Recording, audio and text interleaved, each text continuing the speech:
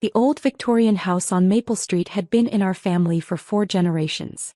When Grandma Rose passed away 18 months ago, she left it to me in her will, much to my family's surprise and displeasure.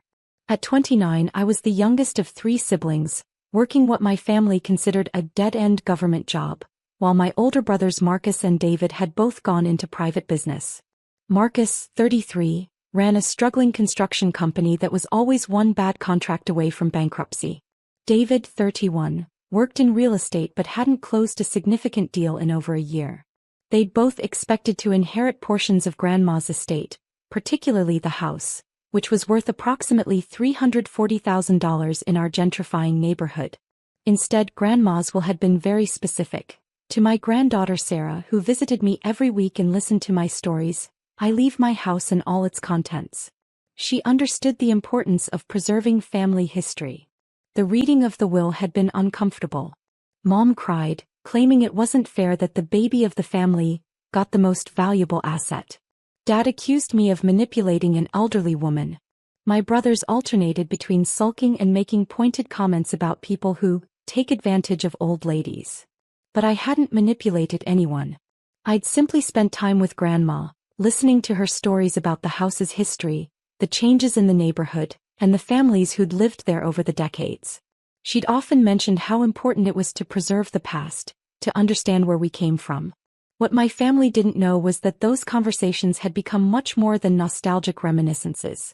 Grandma had witnessed things in that neighborhood over the years, things that had recently become very relevant to my work. I worked as a federal investigator specializing in organized crime and racketeering. My family thought I was a government clerk, because I'd never corrected their assumptions. It was easier to let them think I filed paperwork all day than to explain that I spent my time building cases against criminal organizations. The house on Maple Street sat directly across from what had been the longtime headquarters of the Torino crime family. For 60 years, Grandma had unknowingly documented the comings and goings of one of the city's most significant criminal enterprises. Her detailed journals, photo albums, and meticulous record-keeping had become crucial evidence in our ongoing federal investigation. When I inherited the house, I'd immediately informed my supervisor about the potential conflict of interest. The Bureau had been monitoring the Torino operation for 3 years, and Grandma's documentation provided the historical context we needed to establish patterns of criminal activity dating back decades. The house itself wasn't just valuable real estate. It was an active crime scene preservation site. Every room contained potential evidence. Grandma's photo albums showed decades of suspicious activity across the street. Her journals mentioned license plate numbers, unusual visitors, and strange late-night activities that perfectly corroborated our surveillance data. 6 months ago, the house had been quietly placed under federal protection as part of our case against Tony Torino and 15 of his associates. The property was legally designated as evidence, though this information was classified and couldn't be shared with my family. My brothers had spent the past year pressuring me to sell the house and split the proceeds 3 ways. They argued that keeping it was selfish, that Grandma wouldn't have wanted family fighting over money, and that I was being unreasonable by not cashing out immediately. "It's just sitting there empty," Marcus complained at every family gathering. "You're not even living in it." "The market's hot right now," David would add. "We could get way more than it's worth if we sell soon." "Sarah's being stubborn," Mom would sigh. "She's always been possessive of things that don't really belong to her." Dad's approach was more direct. "That house is too much responsibility for someone your age. Let your brothers handle the business side." But I couldn't sell the house because it wasn't really mine to sell anymore. Once property becomes evidence in a federal case, it's essentially frozen until the investigation concludes.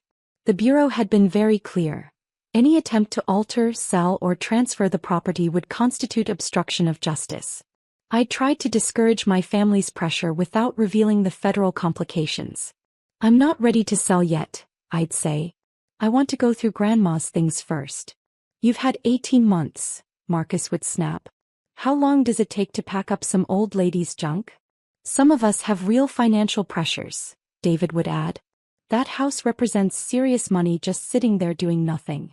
The situation escalated 3 weeks ago when Marcus started bringing potential buyers to family dinners.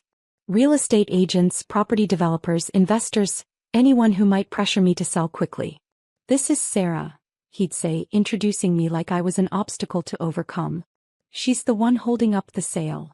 The potential buyers would look at me with barely concealed irritation, as if I was a difficult child refusing to be reasonable about adult matters. Sometimes family members get emotionally attached to properties, one agent explained condescendingly. But holding on to real estate for sentimental reasons isn't financially smart. I've seen this before, a developer added. Young people inherit property and don't understand the carrying costs. Insurance, taxes, maintenance, it adds up quickly. My family nodded along, treating these strangers' opinions as expert validation of their own frustrations with my stubbornness. Last Sunday's family dinner had been the worst yet. Marcus arrived with a purchase agreement already filled out, missing only my signature and the final sale price. I found a buyer willing to pay $380,000 cash, he announced, spreading the papers across Mom's dining table. $40,000 over market value. We can close in 2 weeks. That's incredible, Mom gushed. Sarah, you have to take this deal. Dad examined the paperwork approvingly. This buyer is serious. Cash offers don't come along often. I told him we'd have an answer by tomorrow, Marcus continued. He's ready to put down earnest money immediately. David pulled out his phone calculator.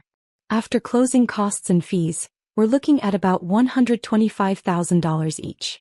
That's life-changing money. For some of us anyway, Marcus said, glancing at me. Though I guess when you're used to government salary, any amount seems huge. The comment stung because it revealed how little they thought of my career. In their minds, I was some low-level clerk grateful for whatever scraps came my way. I can't sell the house right now, I said quietly. Why not? Mom demanded. You've been saying that for over a year. What are you waiting for? I'm still going through Grandma's belongings. So pack them up and take what you want, Dad said impatiently. The buyer doesn't want the contents anyway. It's more complicated than that. Marcus slammed his hand on the table. Everything's always complicated with you. Some of us have real responsibilities. My business needs capital and this sale could save my company. David's having trouble with his mortgage, Mom added. This money could help both your brothers get back on their feet.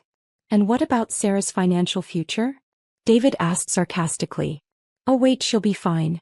Government jobs have pensions. The dismissal was automatic and complete. In their minds, my stable federal employment meant I didn't need or deserve the inheritance money as much as my struggling brothers. I understand you both need money, I said carefully, but I can't sell the house yet. Can't or won't? Marcus demanded. There are legal complications. What legal complications? Dad asked sharply. The will was clear. You inherited the house free and clear. I couldn't explain that the property was frozen as evidence in a federal case. My security clearance prohibited me from discussing ongoing investigations, even with family. I just need more time, I said. Time for what? Mom asked, frustration evident in her voice. You're being selfish, Sarah. This isn't just about you anymore. Grandma left you that house because she trusted you to do the right thing, Dad added. Hoarding it while your brothers struggle isn't what she would have wanted. The guilt trip was familiar and effective. My family had always been experts at making me feel responsible for everyone else's problems while dismissing my own needs and concerns. I sold Grandma's house and kept the money, Marcus announced proudly at last night's family dinner. I looked up from my plate, confused. What do you mean? I found a buyer willing to pay $375,000 cash. We closed yesterday. Marcus was grinning like he just solved world hunger. You weren't using it anyway, Dad supported him immediately. Marcus took initiative while you were being indecisive. Mom nodded approvingly. Finally, someone in this family is thinking practically. How did you sell my house? I asked, my voice carefully controlled. I had copies of the deed from when we were getting everything appraised, Marcus explained. Found a buyer who wanted a quick transaction, no inspections, cash only. David helped with the paperwork, Dad added proudly. It pays to have someone in real estate in the family. We used Grandma's old power of attorney documents, David said casually. Technically, they were never officially revoked, so I was able to act as executor. I stared at my brothers, trying to process what they'd just told me. They'd forged legal documents to sell federal evidence in an active criminal investigation. The buyer was very understanding about the family situation, Marcus continued. He didn't ask too many questions about why the sale was being handled by the siblings instead of the heir. Some investors prefer to work with men anyway, Dad said approvingly. They know we understand business better than someone who's never had to make real financial decisions. Where's the money? I asked quietly. We split it 3 ways like it should have been from the beginning, Marcus said. Your share is in an account we set up for you. $125,000, minus the legal fees and commissions. You'll thank us later, Mom said confidently. This was the smart move financially. The buyer was very motivated, David added. Paid cash, no financing contingencies. The whole transaction took less than a week once we had the paperwork sorted out. I said quietly, I'll handle the paperwork. Marcus laughed. The paperwork's already handled. That's the beauty of having David involved. He knows how to get things done efficiently. You don't have to worry about any of the details, Dad assured me. Your brothers took care of everything. We even packed up Grandma's junk, Mom added. Most of it went to charity, but we saved a few photo albums and her jewelry for you. Everything else was just taking up space, Marcus said dismissively. Old newspapers, magazines, journals full of neighborhood gossip. Nothing worth keeping. My stomach dropped. Grandma's journals and photo albums were key evidence in our federal case. The neighborhood gossip, they'd thrown away documented 60 years of criminal activity. What did you do with the papers and journals? I asked carefully. Threw them out, David shrugged. Who keeps that much old paperwork? The buyer wanted the house empty anyway. Some of those documents might have been important. Important how? Marcus asked. They were just random notes about neighbors and old family stuff. Nothing valuable. We kept the photo albums with family pictures, Mom said defensively. But all those other papers were just clutter. Dad nodded agreement. Grandma was a pack rat. She kept every grocery receipt and newspaper clipping for decades.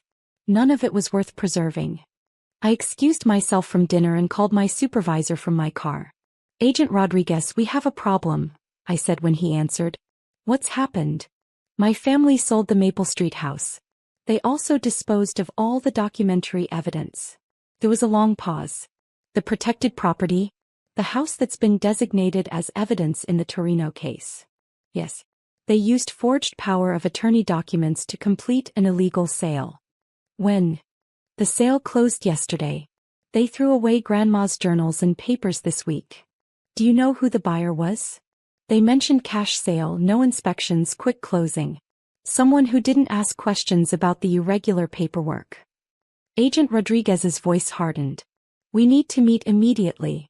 This is obstruction of justice, evidence tampering, and possibly money laundering if the buyer was connected to our targets. What do I do about my family? Nothing yet. Don't let them know about the federal implications. We need to investigate the sale and identify the buyer before we take action. I drove home thinking about how quickly everything had unraveled. My brothers had committed multiple federal crimes trying to access money they thought they deserved. They destroyed evidence in a major organized crime case because they saw Grandma's documentation as worthless clutter. The next morning I was at the federal building early, meeting with Agent Rodriguez and the U.S. attorney assigned to the Torino case. We ran the buyer's information, Agent Rodriguez reported. Vincent Torino, Tony's nephew. He paid cash through a shell company. So this was deliberate, the prosecutor noted. They weren't just buying property. They were buying evidence and access to federal surveillance materials. What are the charges against my family? Obstruction of justice, evidence tampering, conspiracy to defraud the United States, and potentially conspiracy with organized crime if we can prove they knew about the buyer's connections. They didn't know. They just wanted the money. Their ignorance might reduce their sentences, but it doesn't eliminate their criminal liability. They sold federal evidence to organized crime figures. Agent Rodriguez laid out a timeline. We'll need to arrest your brothers immediately. The house sale will have to be reversed and we'll need to search for any remaining evidence. What about the documents they threw away? We'll check local dumps and waste management facilities, but realistically that evidence is probably lost forever. The prosecutor looked grim. Your brothers may have irreparably damaged a 3-year federal investigation. Depending on what evidence was destroyed, we might have to reconsider our entire approach to the Torino case. I thought about Marcus bragging about his business acumen, David proud of his real estate expertise, both of them convinced they'd outsmarted their foolish little sister who didn't understand practical financial matters. Within 24 hours, federal prosecutors filed obstruction charges against both my brothers. The FBI raided their homes and businesses, searching for any connection to the Torino organization and any remaining evidence from Grandma's house. Marcus was arrested at his construction site, in front of his employees and clients. Federal agents served warrants while he was meeting with potential customers, completely destroying his business reputation. David was taken into custody at the real estate office where he worked. His colleagues watched as FBI agents led him away in handcuffs, confiscating his computer and client files. My parents called frantically when they heard about the arrests. "What's happening?" Mom demanded. "Why are federal agents arresting your brothers?" "They sold evidence in a federal criminal investigation," I explained. "What evidence?" "It was just an old house. Grandma's house was across from an organized crime headquarters. Her journals and photos documented criminal activity for 60 years. There was silence on the phone. "How do you know that?" "Because I'm the federal investigator assigned to the case." "You're what?" "I work for the FBI, Mom. I've been building a case against the Torino crime family for 3 years. Grandma's documentation was crucial evidence." "But you said you were a government clerk." "I never said that. You assumed that because you never asked what I actually do for work." Mom's voice became small. "Marcus and David are going to prison, aren't they?" "They sold federal evidence to the suspects we were investigating." "Yes, they're going to prison." "How long?" "Obstruction of justice carries up to 10 years. Evidence tampering is another 5. Conspiracy charges could add more time." I could hear Dad in the background asking what was wrong. Mom was crying now. "They didn't know," she said desperately. "They were just trying to help the family financially. Their intent doesn't matter. They committed federal crimes. Can you help them? You work for the FBI. Surely you have some influence." "I'm a witness in their case now, Mom. I can't help them." The line went quiet except for Mom's sobbing. "Your brothers called you selfish for not selling the house," she said finally. "But you were protecting evidence the whole time." "Yes. And we've been treating you like you were the problem." "Yes." Dad took the phone. "Sarah, I don't understand how this happened. You and Mom spent 18 months pressuring me to sell federal evidence. You supported Marcus and David when they decided to commit crimes to get access to money they weren't entitled to. We didn't know. You didn't know because you never asked. You assumed I was incompetent and incapable of understanding my own situation. What happens now? Marcus and David will be prosecuted for federal crimes. The house sale will be reversed. The organized crime family they sold evidence to will use this obstruction to argue that our investigation was compromised. What about the money? It's evidence now. Frozen until the trial." Dad was quiet for a long moment. "Your brothers were just trying to solve their financial problems. By committing felonies. They didn't understand the consequences. They didn't care about the consequences. They saw something they wanted and took it regardless of my rights or the legal implications." The conversation ended with Dad hanging up on me. Over the next week, more details emerged about my brother's crimes. Marcus had used the illegal proceeds to pay off business debts, thinking he'd solved his financial problems overnight. David had put his share toward a down payment on a new house, celebrating what he thought was his escape from mortgage troubles. Neither had considered that the money might not be legally theirs to keep. The federal investigation revealed that Vincent Torino had been looking for ways to access the Maple Street house for months. When Marcus and David started shopping the property around, he'd identified them as useful opportunities to gain access to evidence that could damage his family's criminal enterprise.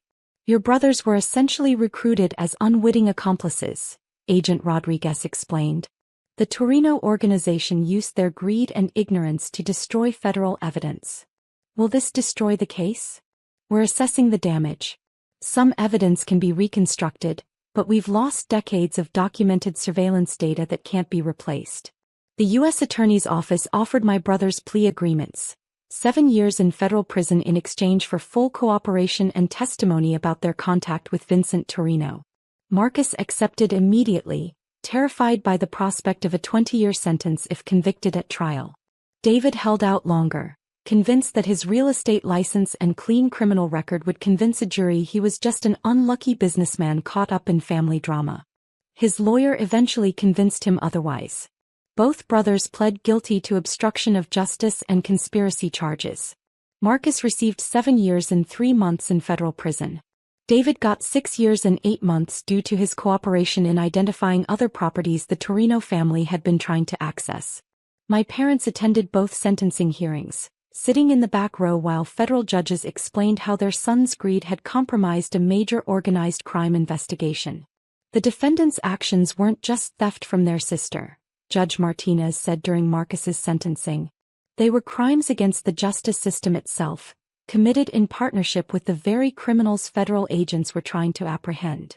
Their ignorance of federal law doesn't excuse their willingness to forge documents and steal protected property, Judge Williams added during David's hearing. The damage to ongoing investigations is immeasurable and irreversible. After the sentencing, Mom approached me in the courthouse hallway. "I owe you an apology," she said quietly. "We treated you terribly." "Yes, you did. We thought you were being stubborn and selfish. We had no idea you were protecting evidence. You had no idea because you never respected me enough to ask what I was actually doing or why I might have legitimate reasons for my decisions." Dad joined us, looking older than I'd ever seen him. "Your brothers are going to federal prison because we pushed them to steal from you. They're going to prison because they chose to commit crimes," I corrected. "You all decided I was incompetent and unworthy of basic respect. That's what led to this. How do we fix this?" Mom asked. "You don't. Marcus and David will serve their sentences. The federal investigation they damaged will proceed without the evidence they destroyed. And I'll continue my career knowing that my own family was willing to sabotage my work because they thought I was too stupid to manage my own inheritance." I walked away from my parents that day and haven't spoken to them since. The house on Maple Street was eventually returned to federal custody after Vincent Torino's purchase was legally voided. The property remains sealed as evidence while the reduced case against his family proceeds through the courts. My brothers are currently serving their sentences in different federal facilities. They'll be eligible for parole in 5 years if they maintain good behavior and continue cooperating with ongoing investigations. I still work organized crime cases, though I've been transferred to different investigations to avoid any appearance of conflict. My new colleagues know me as a thorough investigator who understands the importance of protecting evidence and maintaining security protocols. Sometimes family members think they know what's best for you. Sometimes they're so convinced of their own expertise that they'll commit federal crimes to override your decisions. And sometimes, the quiet family member they've been dismissing for years turns out to be the one person who understood the stakes all along. The federal justice system doesn't care about family dynamics or financial pressures. It cares about evidence, truth, and the rule of law. My brothers learned that lesson too late in a federal courtroom, wearing orange jumpsuits and wondering how their get-rich-quick scheme had destroyed their lives. I learned it much earlier, which is why I spent 3 years quietly protecting evidence while my family spent 3 years loudly demanding I destroy it. In the end, patience and professionalism won out over greed and arrogance. But the cost was higher than anyone had imagined. 2 brothers in federal prison, parents who finally understood their youngest daughter's real capabilities, and a major criminal investigation permanently damaged by family members who thought they knew better than the federal agent they'd never bothered to understand.